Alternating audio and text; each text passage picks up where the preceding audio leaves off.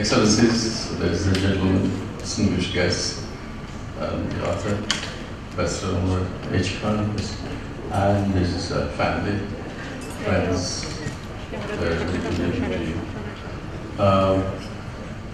I'm actually embarrassed.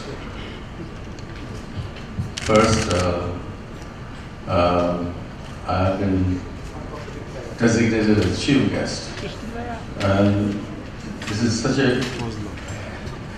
an occasion where Sir is present here.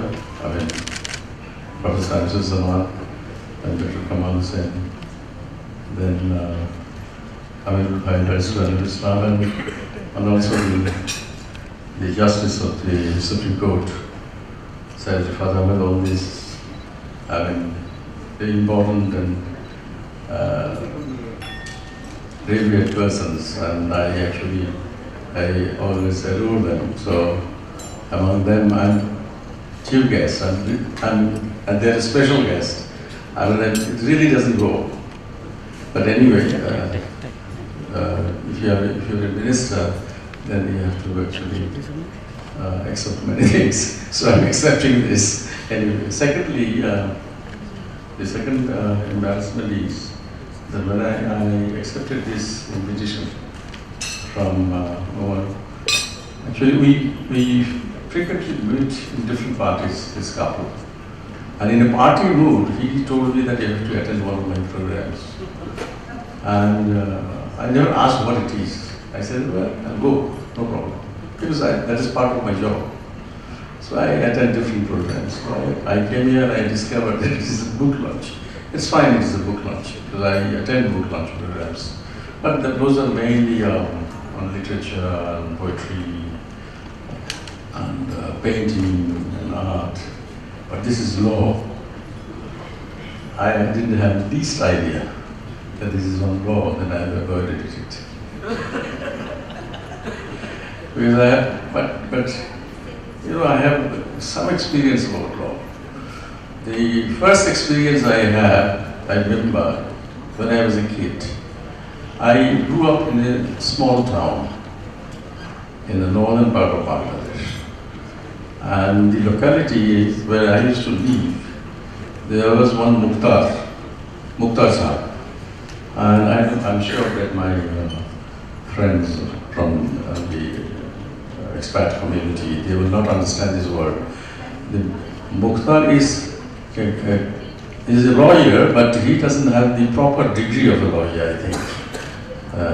Not LLB, it is something less than that. So the Mukhtar Sahib, we used to see every morning, he was screaming like anything. And the reason was that he was screaming at his clients and the witnesses, and he was actually trying to teach his witnesses to tell something in front of the judge which he cannot remember. And because these people are from the village and very innocent, illiterate people, and possibly the Mukhtar is trying to convince them to give some false statements. So, and that guy is not being able to, memorize the whole statement. And he was screaming at that, "You are stupid, you don't know anything, why these people are coming to me, how can I teach them all these things?" So that is my first experience of law. And the second experience is that my father forced me to study law, and I studied law for 2 years. In the evening course in Dhaka University. And the whole idea to study law in the evening course was so that during the day I can do my student politics. So that was the reason. But after that, and law books, those were dreadful to me. I'm sorry. All these brilliant law people of this country who has written the constitution of Bangladesh. They're all here, so I shouldn't say all these things, but these law books look to me something very, I don't know, far away things. So anyway, I managed to pass, but I never practiced. Then I went to political science department and studied for 1 year. And the next, in 1971, I went to the Liberation War and came back and didn't continue my study. But this is my only experience about law, and from that experience, I don't think I can speak a lot on this book. But anyway, thank you very much for inviting me here, and this distinguished gathering, at least I'm being able to speak few words. This is another problem of a minister, of being a minister. When I go to my constituency, I speak on fishing, agriculture, family planning, and of course on sports, everything, and without knowing anything actually. So this is another problem of being a minister. So this is one new problem as added to my basket, which is the law. Anyway, I read Daily Star, but I never read the editorial page because they are all big, essays and write-ups, and I don't have the patience. So what I do, I read the front page, and then directly I go to the sports page because I love to know about sports, cricket, football, whatever is happening. But I found your articles. I saw your photograph. And this book, perhaps this is going to be the first law book which I am going to study very seriously.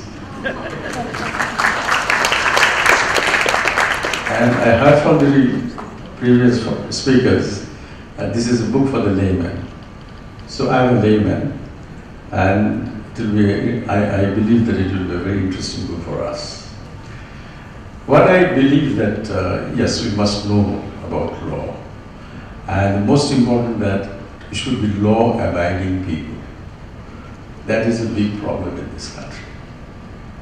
We have laws, definitely we have some good laws, we have some laws which has to be, changed or corrected or revised, maybe. But there are laws which can run the country, which can rule the country, which can lead the country. But we have the habit of violating the law. If you don't violate the law, then I am not a very brave man. If I go by the laws, then I am a very weak person. If I don't grab somebody's land, if I don't, encroach on somebody's property, then I am not a very brave man. So that kind of mentality you have. So I believe that this kind of book, if it goes to the people, if it is read by the general people, and if it creates some kind of consciousness among the readers, and then it will help us really. I see, when I, long back, I think back in 1980, when I went to London to study theatre, a short course, 6 months, in a school called London Academy of Music and Dramatic Arts, London. So we make some friends, and during lunch we are actually going to a place to eat something. So we are crossing the road, and then an accident took place. And the police came, and my friends, English friends, they were all watching the things, what police is doing. There was one lady who was hit by a motorcycle, so she was talking to the police. Not very serious, but still she was talking to the police. Then I told my friends that, okay, let's go and have our lunch. No, wait, we are the witness. We would like to tell the police what happened here. But can we expect this in Bangladesh? That if I see something and I'll go to the police and I'll tell them that, oh, this is the thing that happened and I'm the witness. Because I know, we all know that if we I mean, in Bangla, there is a saying that if you আপনি বাঘে ছুটে 18 ঘা, তো আমাদের একটা নাটকে আমরা বলেছিলাম যে পুলিশে ছুটে 18 ঘা। I'm sorry, I don't know how to translate it in English. I mean, there is a saying in Bangladesh that if you touch a tiger, then you will have, infections, at least 18 infections on your body. So I'm saying that if you touch a police, then you will have 18 infections on your body. That's the problem. It is a reality. It's a reality in our country. I'm sorry, I think I shouldn't speak all these things in front of the diplomats. But they all know, they read the newspapers. Anyway, so, I mean, law is very important. It is important. It regulates our life, it regulates the society. Not in the sense that it controls, but it gives a kind of discipline.